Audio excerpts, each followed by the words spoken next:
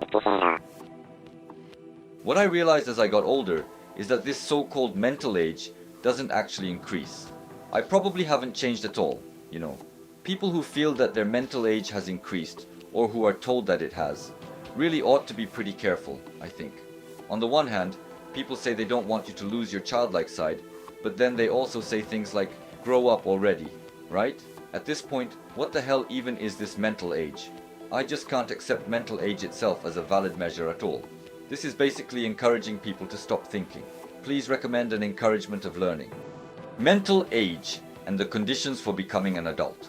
What exactly is mental age? To start with the conclusion, mental age is not the same as childishness in personality. Just because someone is childish doesn't mean their mental age is low. About a misunderstanding that humanity, and especially Japanese people, tend to have. The definition of ADHD has, come to be understood in society as a disorder where a child can't become an adult. There's this kind of misleading view in the media and in society about disabilities like that. Human beings are probably geared toward the survival of the species, so we've ended up in our current form. That's only natural, of course. Even though the existing education system is no longer necessary, human beings stay as they are. They remain unable to change. In short, things like global awareness and future awareness, we're educating people in things that are not those things. It feels like it's already become unnecessary, and yet we still can't change. I also ended up thinking, exactly, I can't forgive this kind of misleading view. And I guess that's what this talk ultimately came down to. So then, there's the term labor productivity, right? Labor productivity means the resources put in, like money, people, and things used, and the output, which you can basically think of as earnings.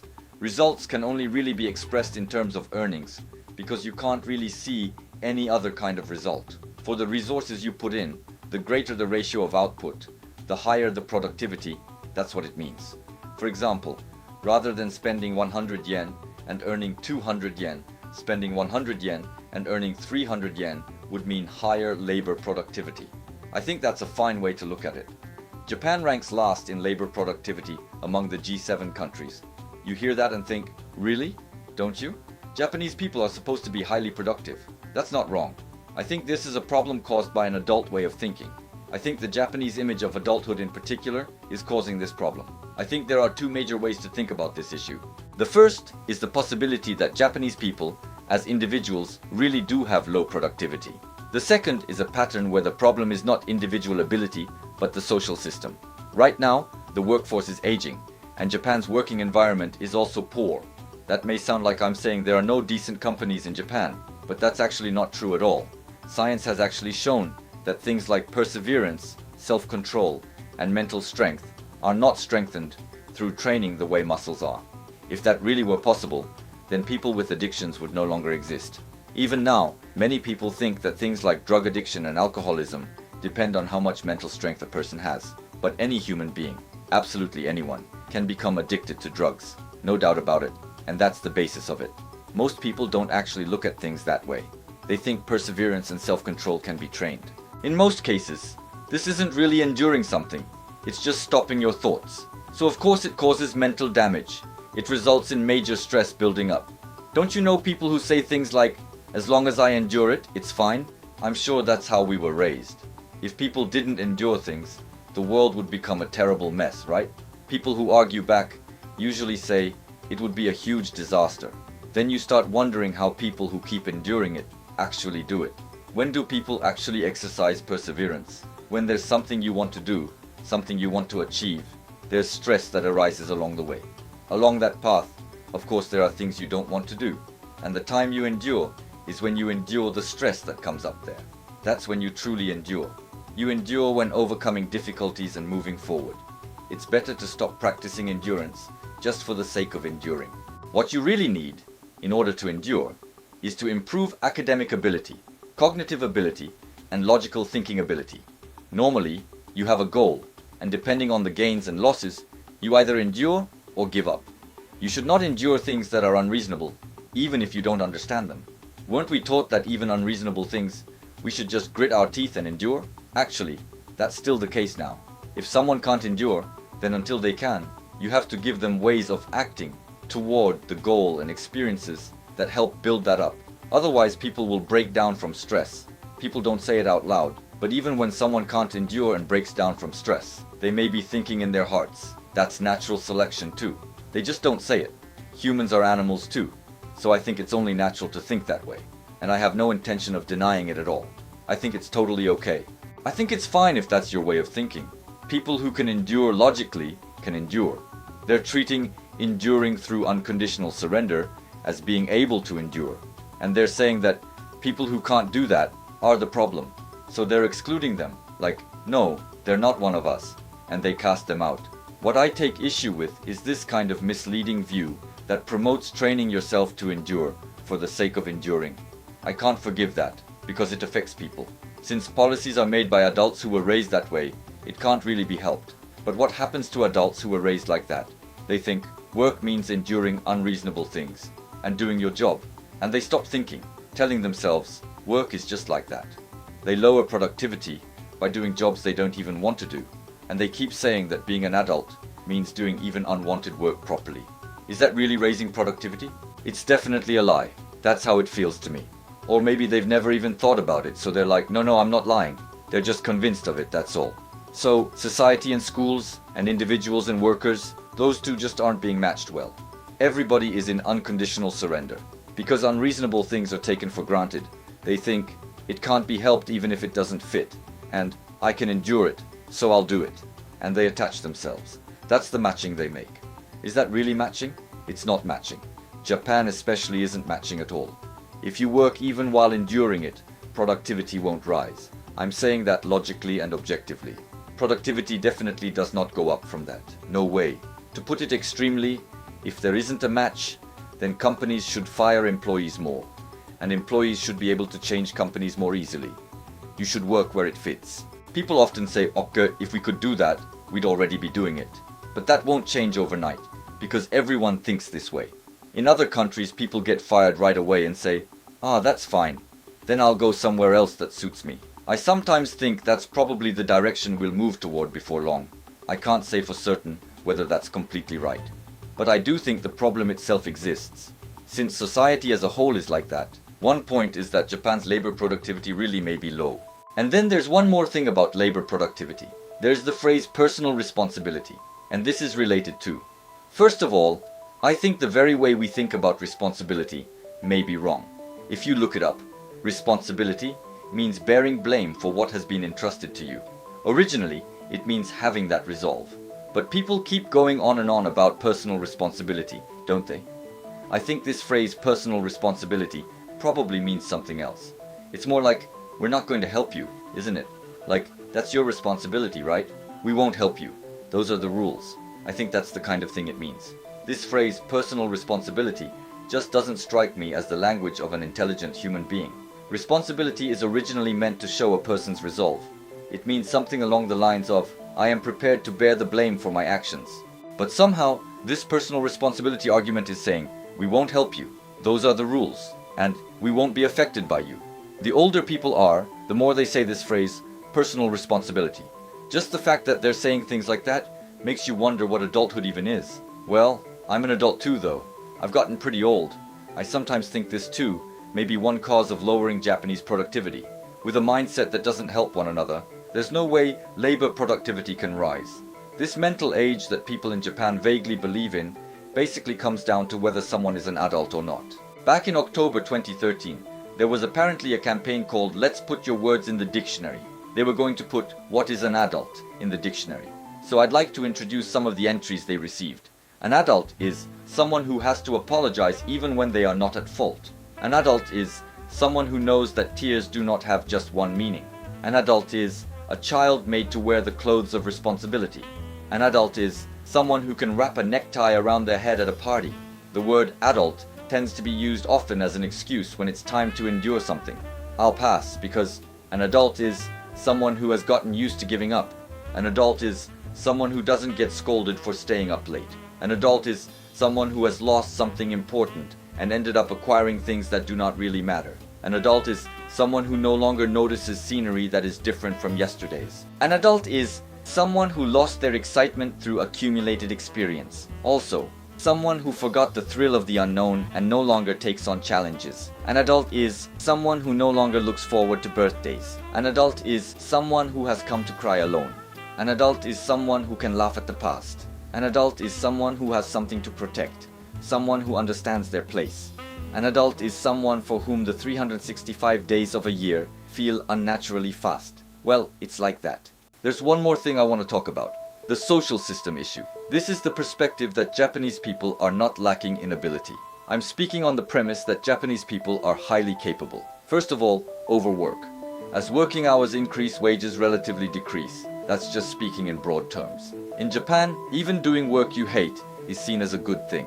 So through inefficient labor in fields that are not your strengths, more people end up working long hours for low wages. And if you look at labor productivity, because they're working for low wages, it looks like productivity is high. But if you look at productivity per individual, you can't really say that. When society keeps producing goods or providing services, even on holidays or in the middle of the night, the balance of supply and demand breaks down. So simply put, if a lot of convenience stores appear, sales go down. When service improves, like convenience stores going 24 hours, the number of shoppers in the area does not change.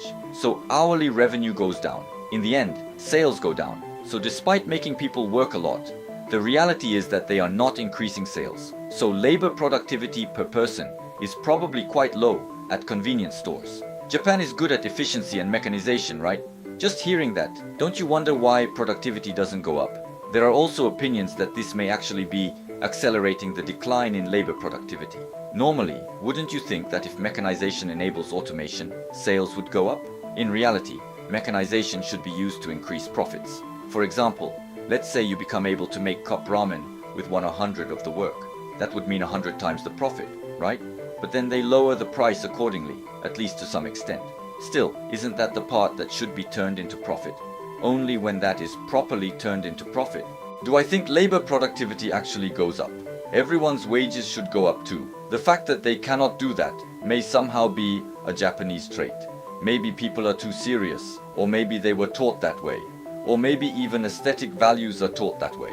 Like you're not supposed to make a profit. This is a matter of the social system. You know the talk about the YouTube pie shrinking, right? It's the kind of talk that says YouTubers are increasing and the market is getting saturated because celebrities and companies are entering the space. So there are quite a lot of blog posts saying things like, it's better not to start now as a newcomer. It makes you wonder if people are being brainwashed, but then really talented people come in, right? And if a lot of interesting videos get made because interesting people have joined, then people start saying, well, I'll stop watching TV and watch YouTube instead. That would just mean the market gets bigger.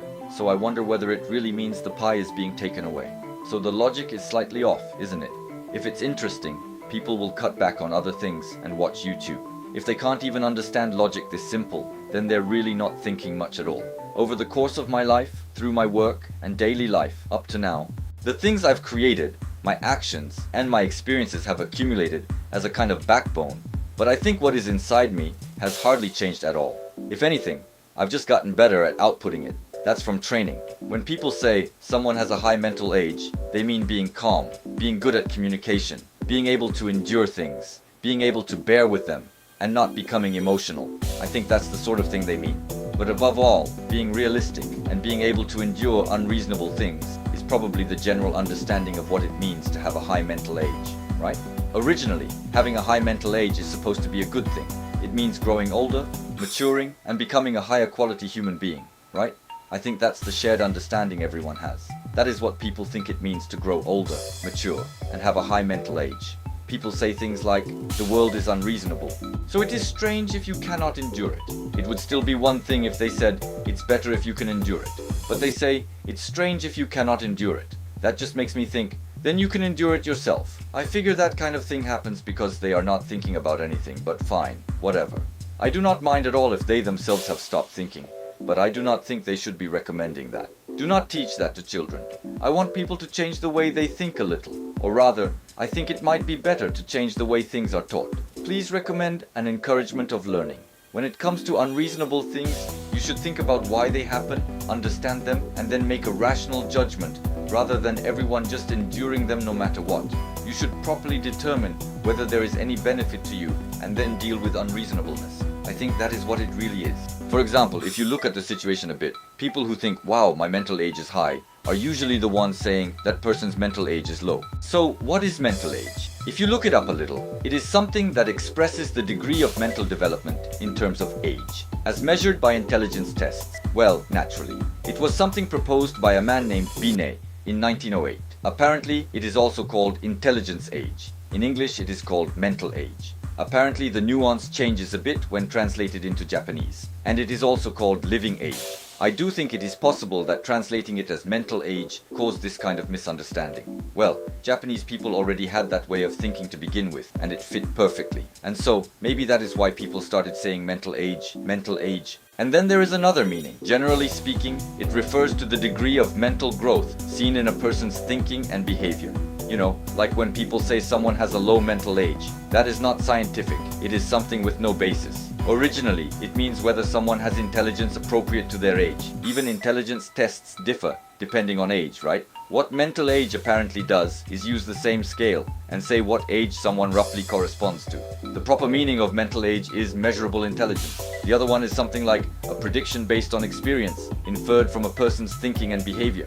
It seems there are basically these two things. It is probably only used for things like psychological tests, but I do not think it is something public institutions would use. At the very least, it is certainly not a concept recognized in the same way worldwide. It is not scientific at all. Adult types are not very interesting, are they? If you take the view that they are not interesting because they are not thinking about anything, then maybe that in itself is interesting. When people do not think much, they may just teach children the same thing as it is, so maybe there is a tendency like that. Well, from the question of what is an adult, there is also the word independence, right? It comes up. If you look up what an adult is in the dictionary, it will say a person who is independent. So what is independence? If you look into it, my child gets scolded for the same thing every day, or no matter how many times I tell them, they still cannot do it. Or, I have to make my child able to do things on their own without being told. Or, I have to make them properly independent. That's what people say. What this parent is talking about here is daily habits. This child gets scolded for the same thing every day. And no matter how many times they are told, they still cannot do it. Not keeping time, not brushing their teeth. They have to become able to do it on their own without being told. And then they judge that as becoming an adult and becoming independent. That is what they call independence. But even this is really about daily habits. That's what most of it is. What people mean when they say, be independent, is really just nitpicking about daily habits. I think that's what it is most of the time. Daily habits are important. But why is that? Because there are benefits that come from them, right? When people properly maintain daily habits, they do it because they understand there are corresponding benefits. That's why they do it. Children do not understand that. So building daily habits itself becomes the goal. Something is already wrong at that point. What you really need to teach is the benefits they bring. And on top of that, we are talking about daily habits, right? Just that. Yet when they cannot do that, people feel they are not independent. What do you think? I do not think that is what it is. I think independence means things like becoming able to act on your own initiative. Not just doing exactly what you are told, but thinking for yourself, or becoming able to solve problems by yourself when they arise. I feel like that is the kind of thing we should call independence. But most people are probably only talking about daily habits. Basically, when schools or families scold you, it is almost always about daily habits, at home too. If having a high mental age means things like being calm or being realistic and trying to adapt to society, if that is what it means, then I think women might have a higher mental age. Compared to men, women are often said to be more realistic, right? But does not even that seem strange somehow? Because this interpretation of mental age is problematic in that way. I think it tends to lead to the idea that having a low mental age means having low value as a human being. For example, a child who innocently goes on adventures, or a childlike spirit. I do not think that has low value. If anything, does it not have high value? And in Japan, there is a strong tendency to be realistic. And now being defensive is what counts as being an adult and as having high value, definitely.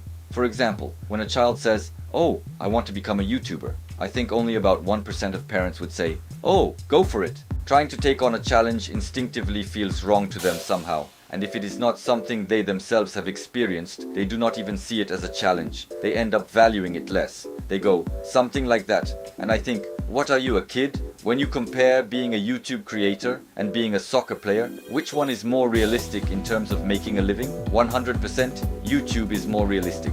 Becoming a professional soccer player is incredibly difficult, I think. And I think it takes an enormous amount of effort too. Which one is more realistic? They completely ignore even that kind of objective measure, so they tend to look down on it. On the other hand, if by that we mean a thoughtful person, and that is what having a high mental age means, then I think you could say men have a higher mental age. In any case, since there is no fixed yardstick for measuring mental age, I think it is fair to say that no academic basis for it can be shown. As this world keeps changing more and more, I think we are actually starting to get used to personalization, and a world completely different from before is now arriving. Up to now, personalization was not accepted. People were probably happier when everyone faced the same direction and did the same things. But now we live in a world where personalization is possible, so we have to change, right? Back then, it could not really be helped, so things should keep changing more and more. And right now, we are not aligned with this current environment. Now personalization is becoming more and more possible, and endurance, this kind of way of life, is no longer something that has to be forced on us, and yet it is not being put into practice at all. I do think it will still take time in that area, but with what we are doing on YouTube, we actually want to change things like this. I think maybe we can change them. That is why it is interesting, though it may take time. But I guess we have to keep changing what we can, little by little. There have probably been lots of eccentrics throughout history, and if we call them eccentrics, that probably means they are a minority. The unusual parts of them stand out more, and whether that gets in the way or proves useful, there is a history of eccentrics supporting our survival. Without eccentrics, no pioneering gets done. Nothing new can be created. So there is research saying that life creates a certain number of eccentrics. So we must not forget that eccentrics have supported our survival. I wonder, is there anyone who never gets called eccentric? It's not that there are none. In fact, that might be the minority instead. The idea is that not being eccentric is what is strange. So the point is that not being eccentric is what is unusual. Not like that. No. So, if we go with the idea of training people to endure, then maybe there is a chance they will not be able to make use of what is unusual about them. And if we can create education that lets them make use of it, then maybe everyone will be happier. But if you apply that to small children, do you say they have a high mental age? Still, people do say, you seem mature. You do say you seem mature. Yes, when someone is very understanding, you really do think they seem mature. Or you're so grown up, right? That's very mature. Well, it's like they understand the world a little, like, oh, a kid says something like that, you've reached enlightenment, haven't you? And then people say, how mature? But still, when you're young, being told you're young is basically negative, right? If you're older and someone says it, it may actually feel pretty positive though.